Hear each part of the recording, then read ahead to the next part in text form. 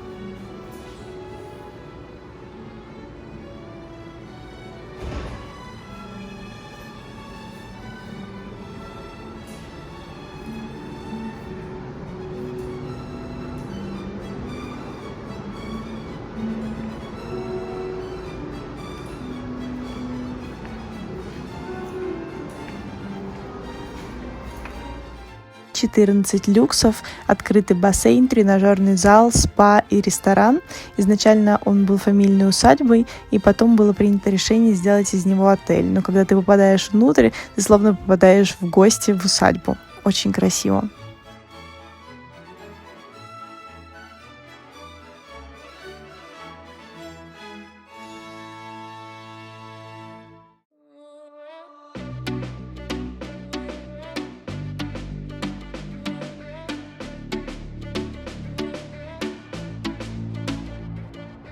В Мериде очень жарко, но не забудьте погулять по центру города.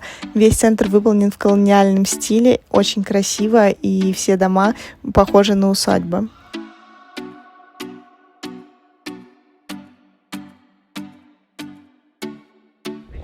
А сейчас мы направляемся в следующее место, которое называется Селестун. Это небольшой остров, в котором проживает около всего 7 тысяч людей, при том, что это 60 тысяч гектаров. Он находится в 95 километрах от города Мерида. Там обитают волшебной красоты розовые фламинго. Остров является таким небольшим раем с учетом всех цветов, которые там перемешаны. Скоро мы вам покажем.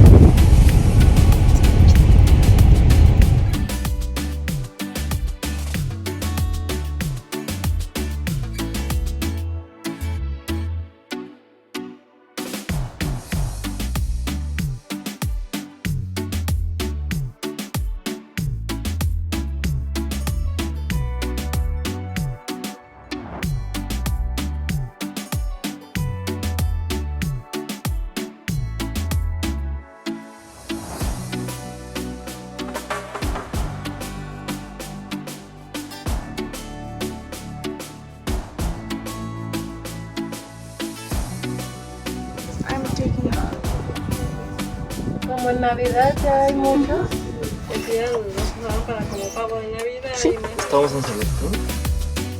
Este es el lugar Pero está donde prohibido los flamingos cazarlos, ¿verdad? vienen a alimentarse. La mejor época del año para verlos es en diciembre. Y a las 6 de la tarde ellos vuelan hacia un lugar donde puedan dormir, ya que de su alrededor no tenemos unos cocodrilos. Ahorita están alimentando. Bueno, bienvenidos a Celestún. Мы в Селестуне. Это место, где фламинги питаются, и они здесь находятся до 6 вечера, пока не начинает темнеть. Как только начинает темнеть, они стараются уже отсюда уйти, найти место для ночлега, потому что потом уже будет совсем темно, и могут прийти крокодилы, и они их уже не увидят. Поэтому они стараются покинуть это место как можно раньше. La coloración rosada de los flamingos se debe a su alimentación, que se construye principalmente de larvas de mosquito, cangrejo y jaiba. Фламинго обладают таким красивым розовым цветом благодаря тому, чем они питаются, а именно яйца комаров и 2 вида краба, речной и морской. Это происходит благодаря тому, что они живут в удивительной экосистеме, где море впадает в озеро. И за счет этого здесь протекает и пресная вода, и морская. Не уверена, что очень хорошо видно, но цвет воды прям розовый такой, розоватый.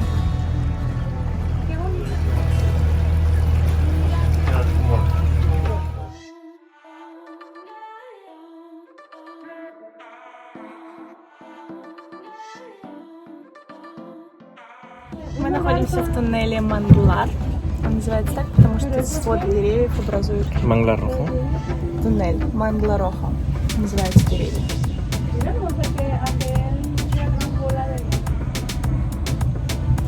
Solía ser un nido de termitas, pero bueno, se cayó este árbol de mangle donde estaba y ahora solamente queda esta parte del canal. Это черные такие панели, в которых живут термиты, насекомые, которые также питаются деревьями.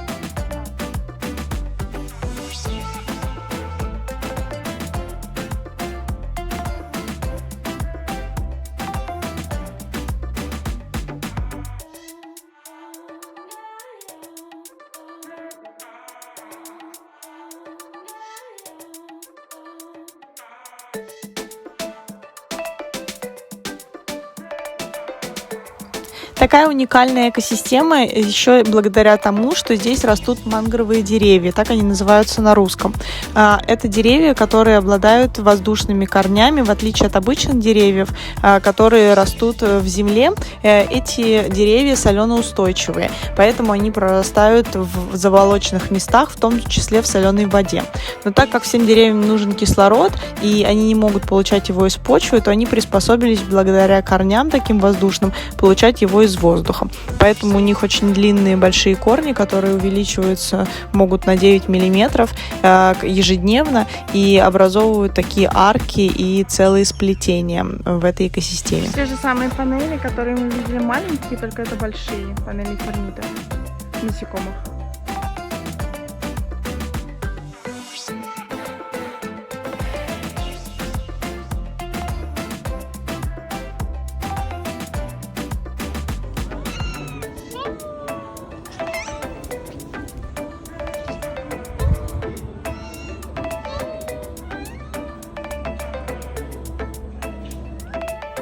Мы возвращаемся в наш отель в Мериде, чтобы переночевать и завтра отправиться в Чеченицу, старинный город, и посмотреть пирамиды.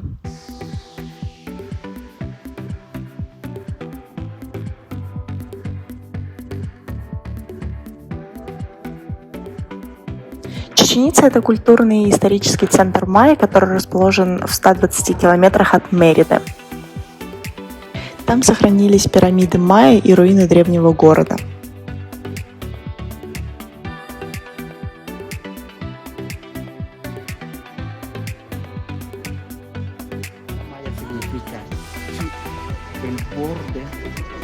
En profundidad fixa las personas que vivían en este lugar.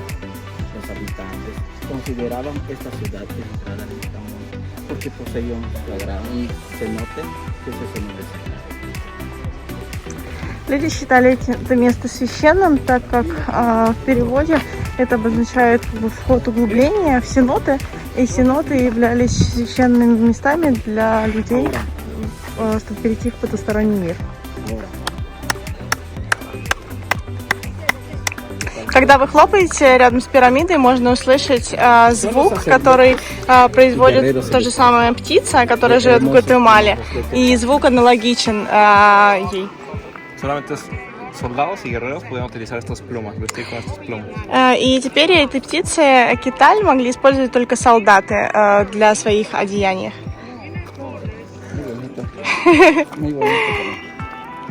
Эти пирамиды майя также служили календарем, так как в этой части образуется тень всего 2 раза в год в виде змеи, которая спускается вниз по ступенькам 21 сентября и 21 декабря. И каждый год можно увидеть эту тень от солнца всего 2 раза в год. Мы находимся на самом большом стадионе игры в пилоту. Здесь как раз вы можете видеть кольцо, в которое нужно было забрасывать мяч. И по обе стороны расположены были команды. В той части подавали мяч.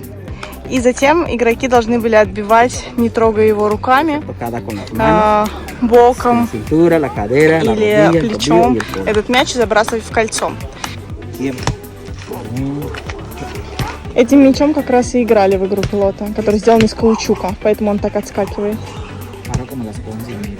Та команда, которая выигрывала, а именно капитан команды, приносился в жертву для того, чтобы удобрить кровью его землю, чтобы был больше урожай. Как убивать капитана, вот это дерево использовалось для производства напитка. И вот затем этот напиток как раз давался капитану команды, которая выиграла. Ему становилось немного плохо, он терял сознание, и затем его уже обезглавливали. Здесь чествовали победителя, давали ему, подносили фрукты, и затем здесь же его как раз и обезглавливали. Росли самые разные растения на территории города Майя, и одно из них, серикотте, использовалось для листья растения использовались для того, чтобы резать им что-либо. Очень острые и очень плотные, на самом деле. Здесь более 1800 голов и людей, которые были как раз обезглавлены во время игры. И, как вы можете видеть, разные у них черепа в нижнем ряду и в верхнем. Поэтому можно определить, что верхний ряд относится к культуре майя, и нижние — это другие цивилизации, которые также играли в эту игру. И так как глаза у них не закрыты, это означает, что они были не мертвые, что они не умерли. Когда их обезглавили, что они до сих пор живы. И это площадь, на которой как раз презентовали эти головы. Здесь на этой территории был рынок, где продавали также соль и другие продукты. И отсюда можно видеть сенота, сенота Санграда, которая раньше использовалась для того, чтобы приносить в жертву первых детей, для того, чтобы Бог дал больше детей, потому что в семьях было по 14-15 детей. В общем, традиция майя, конечно, не перестает уявлять. И все сеноты эти связаны между собой в этой местности. Поэтому однажды, когда двое людей не умели плавать, они прыгнули в сеноты, и тела нашли в другой части. А здесь горячими камнями скрывали принцесс и девушек, которых в дальнейшем планировали сбросить в сеноты, чтобы принести жертву богам. Чудесное место. Местные ремесленники.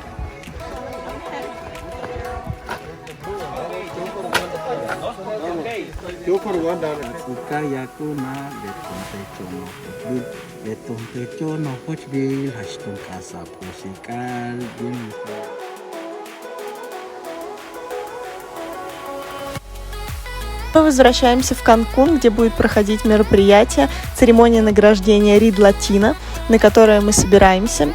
И мы остановимся в очень классном отеле. Поэтому, если вы хотите увидеть этот потрясающий отель, не пропустите мой следующий эпизод на канале. А я с вами прощаюсь. Пока-пока.